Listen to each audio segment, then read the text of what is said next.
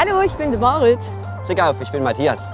Wir wohnen hier in Annaberg auf dem Kirchturm und wir würden euch das gerne mal zeigen. Kommt mal mit!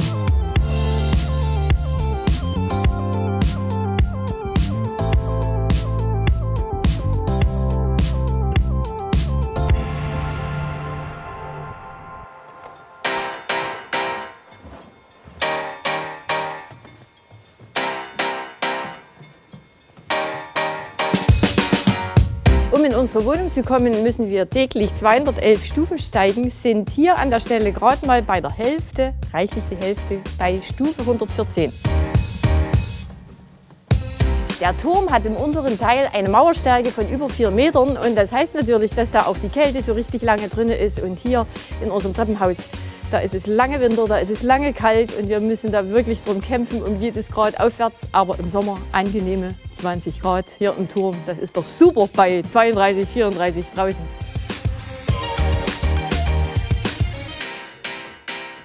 So, jetzt haben wir es gleich geschafft, sind gleich bei unserer Wohnung. Ich brauche dazu etwa so 3-4 Minuten. Kommt rein. Hier sind wir auf 42 Metern. Ja, wohnen also schon 25 Jahre hier. Und als wir eingezogen sind, da war hier natürlich richtig große Baustelle. Erstmal alle Wände raus, Fußboden wurde erneuert. Also es war jede Menge Dreck. Es waren 3 Monate richtig viel Arbeit und richtig viel Dreck. Aber wie ihr seht, es ist hier richtig schick geworden.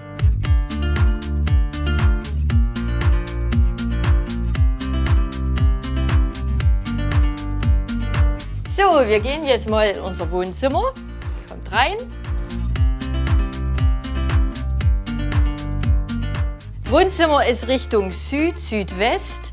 Und wenn wir hier zum Fenster rausschauen, haben wir natürlich einen gigantisch schönen Blick zu den höchsten Bergen vom Erzgebirge. Man sieht den Fichtelberg auf deutscher Seite, links verschneit den Keilberg, der ist im Böhmischen. Also die beiden höchsten vom Erzgebirge. Noch weiter links der Bärenstein.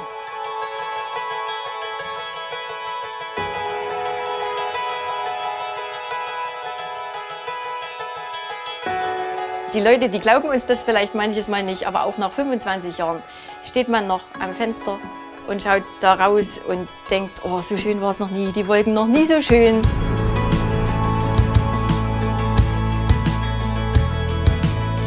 Ein Regenbogen von Anfang bis Ende von hier oben zu sehen und Sonnenuntergang. Noch nie war der so schön wie heute und wieder wird das Handy genommen und es wird wieder ein Foto gemacht.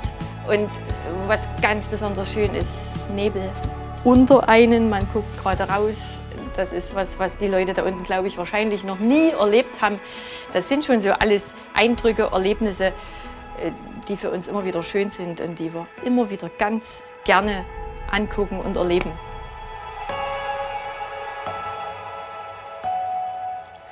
Das Besondere an unserer Wohnlage ist auch, dass wir ja keine Nachbarn haben, die wir irgendwie stören können. Und da ich jeden Sonntag irgendwo Orgel zu spielen habe und dementsprechend üben muss, kann ich hier zu jeder Tages- und Nachtzeit mich an meine Orgel setzen und so laut üben, wie ich möchte.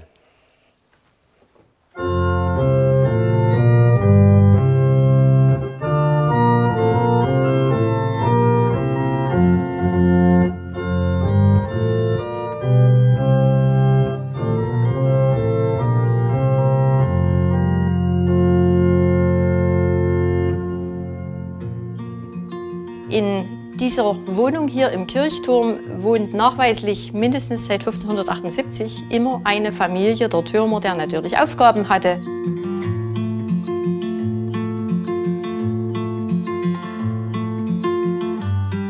Wir haben dann als mindestens 20. Familie 1999 quasi den Staffelstab übernommen.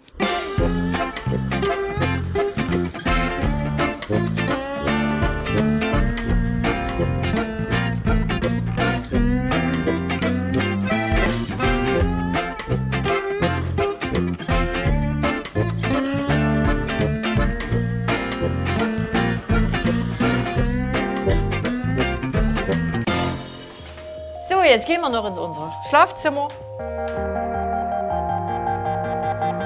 Ein Ein Thema ist auch bei uns hier oben ganz besonders wichtig und das ist das Thema Unwetter, Gewitter, Blitzeinschlag.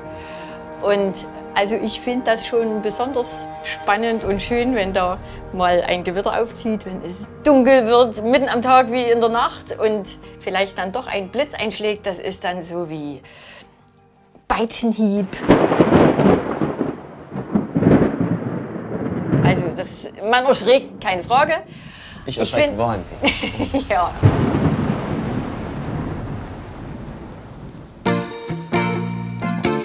Das ist jetzt das ehemalige Kinderzimmer. Also hier hat unser Sohn seit seinem 3. Lebenstag quasi gewohnt, ist hier aufgewachsen. Ja, dann war es auch so ein bisschen unser Training jeden Tag, runterzugehen, auch mit einem Kind, einem immer größer werdenden Kind, logischerweise immer schwerer werdenden Kind, das auf und ab zu tragen. Und dann war es so, also er ist sehr sportlich, sehr aktiv immer gewesen, konnte mit reichlich einem Jahr die Stufe schon alleine hier raufkommen. Das heißt nicht gehen, das war das hier raufkrabbeln auf allen Vieren. Nebenher gelaufen, also ich hatte die Last nicht mehr. Und als er mir das erste Mal gezeigt hat, habe ich gedacht, so wieder eine Etappe abgeschlossen. Dann später, so mit Schulwechsel ab der 5. Klasse, hatte er nach kurzer Zeit fast jeden Tag jemand im Schlepptau, kam sicher an mit dem Ranzen, dann hieß es, Mama, am Wochenende würde man gerne der und der mitschlafen. Und der würde auch mal hier mitschlafen. Und dann lagen viele Kinder am Wochenende hier auf einer Matratze vor seinem Hochbett und haben wieder hier übernachten. Also der Turm war vielleicht für die anderen schon so ein bisschen was Besonderes, was sie auch mal erleben wollten.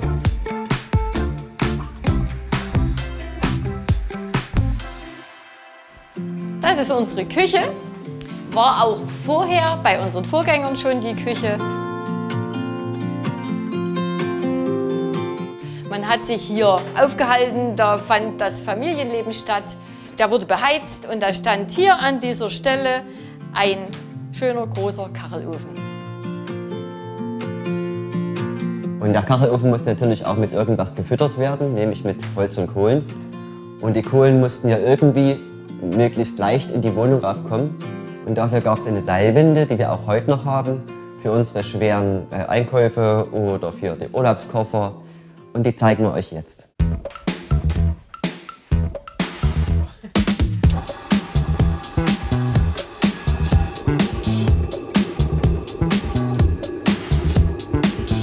Es ist gar nicht so einfach, solche großen Sachen wie die Getränke durch das enge Loch zu fädeln, aber man gewöhnt sich dran.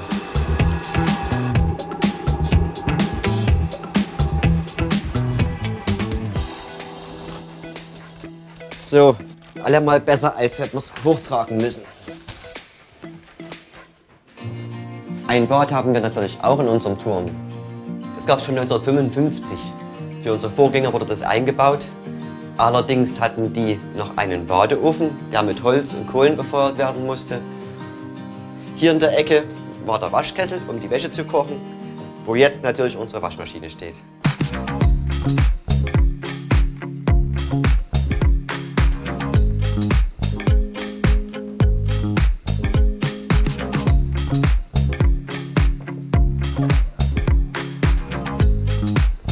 Die Wäsche muss ja auf dem Turm auch irgendwie trocken werden. Und wir haben ja keinen Garten um die Kirche, wo wir die aufhängen könnten. Deswegen kann man es auf unserer schönen Terrasse machen. Es ist auch nicht egal, wie rum man die Wäsche aufhängt. Denn meistens kommt der Wind hier vom Fichtelberg gezogen. Also muss man die in die Richtung aufhängen, dass es so wegschwenkt und nicht so und die Wäsche weggezogen wird. Dann liegt sie unten auf der Straße.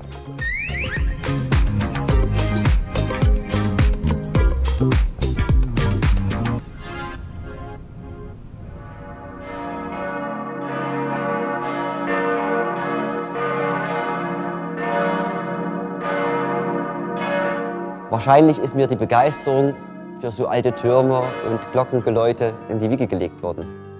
Meine Mutter kannte die Türmersleute und über lange Überredungskünste war es dann so weit, dass ich als 12-Jähriger das erste Mal hier hochsteigen durfte und war natürlich von Turm und Glocken und dem ganzen Ambiente hier so begeistert, dass ich meiner Vorgängerin gesagt habe, ich werde mal ihr Nachfolger. Allerdings war meine Frau bei weitem nicht so begeistert wie ich bei der Vorstellung, hier im Turm zu leben. Es war grauenvoll, es waren viel zu viele Stufen, es war finster, es war alles andere als so, dass ich mich hätte dafür begeistern können, bis dann irgendwann so fast unmerklich ein Sinneswandel in mir vorging, dass ich irgendwann mal mitgegangen bin, aus welchen Gründen auch immer, dass ich irgendwann die Stufen so schlimm nicht mehr fand, dass ich irgendwann in der leergezogenen Wohnung stand und gedacht habe, na ja, hier kann man ja schon allerhand machen. Und ich ihm eines Tages gesagt habe, ich kann mir es jetzt vorstellen, hier auf den Turm zu ziehen.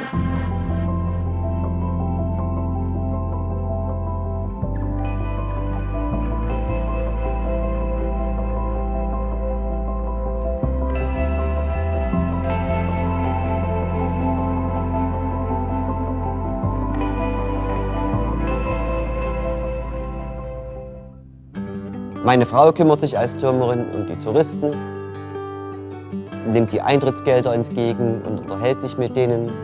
Die freuen sich auch sehr, dass sie jemanden hier antreffen, der sich natürlich mit dem Turm besonders gut auskennt. Verantwortlich sind wir auch für das Läuten der Glocken, was ja der entscheidende Grund für mich war, mich überhaupt für die Wohnung und für das Leben im Turm zu interessieren. So 400 Mal im Jahr haben wir unsere Glocken in Gang zu setzen und Annabergs Stimme über die Stadt schallen zu lassen.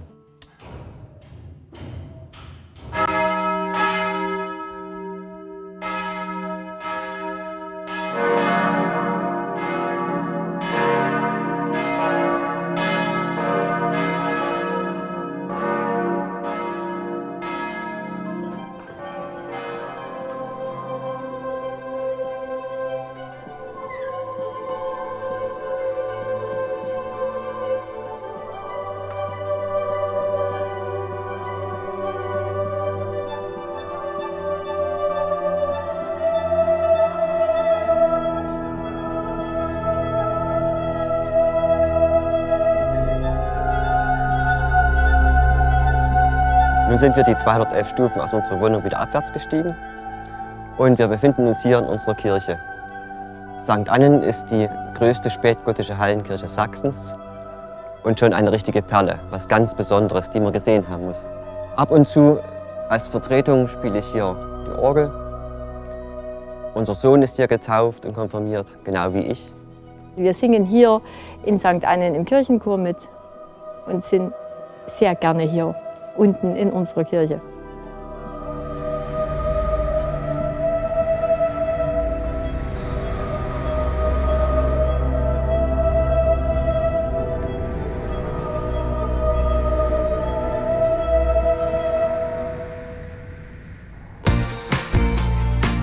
Das war die Roomtour durch unseren Kirchturm in Annaberg-Buchholz im schönen Erzgebirge. Wir hoffen, es hat euch gefallen. Wenn ihr weitere spannende Geschichten sehen wollt über besonderes Wohnen oder interessante Gehöfte oder tolle Häuser, dann schaut doch bitte hier rein. Allerdings, eine Türmerfamilie, die ständig einen Kirchturm bewohnt, werdet ihr nicht nochmal finden. Denn da sind wir die einzigen von der Welt. Tschüss! Tschüss!